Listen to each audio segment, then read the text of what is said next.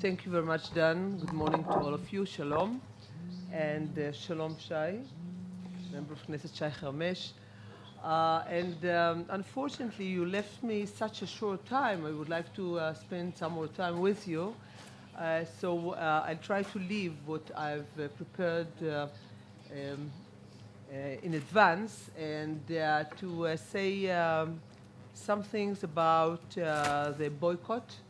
I wanted to say some more things, but as I want to leave some time for you for Q&A, I will start to say some things about the boycott. Well, our enemies are always looking for new ways to attack us, as we all know. One of the newest weapons in their arsenal is economic strangulation, boycott. It advocates, loudly protest that their boycott is anti-Israeli and offer many explanations, of course. An analysis of these explanations, however, soon reveals that the boycott is nothing more than good old anti-Semitism in new guise. They claim that Israel endangers world peace, while Iran busily builds weapons of mass destruction, openly declaring that they will be aimed at civilians and will annihilate Israel. They claim that Israel commits crimes against humanity while neighboring countries, homosexuals and women suspected of adultery are stoned to death. The hypocrisy of these so-called human rights advocates.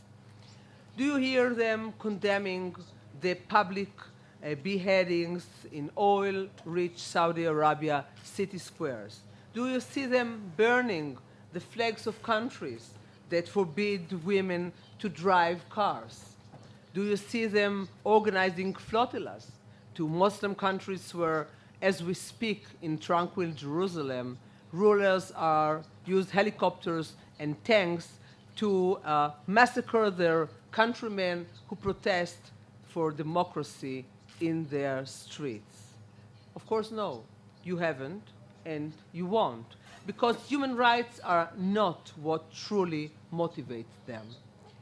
Bernard-Henri Lévy, the very famous French philosopher, said that anti-Zionism is the new anti-Semitism, of course, with addition of Holocaust denial.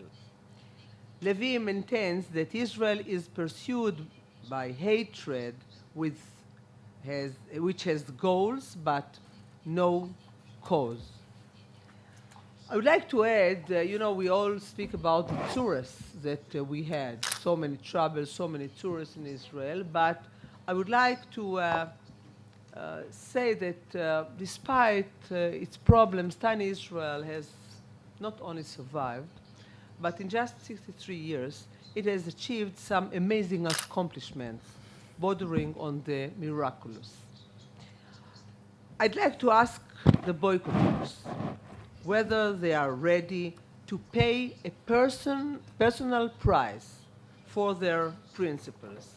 Would they demonstrate against their own governments for purchasing the Arrow or Iron Dome systems designed to protect civilian populations from rocket attacks just because they were developed in Israel?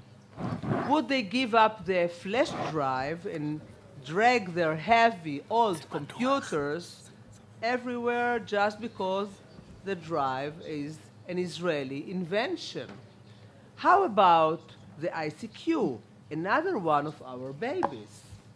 Imagine a boycotter buying a bowl of salad and picking out the cherry tomatoes one by one out simply because the cherry tomatoes were developed in Israel, or watering his garden the old-fashioned way with hose because the drip irrigation technology was developed, guess where?